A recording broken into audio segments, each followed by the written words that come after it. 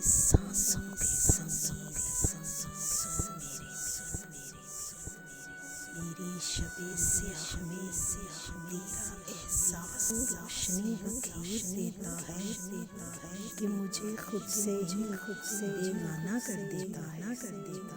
और यूं लगता है कि जैसे अनगिनत बिजलियां मेरे अंदर कूद गई और मेरा रुआं तेरे एहसास के पैकर को छू मुस्कुरा उठता है।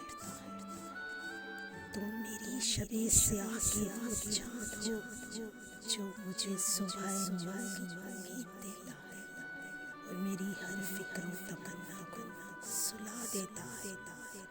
और मैं हर दिन एक नए अज़म के साथ ये सोच कर चल पड़ती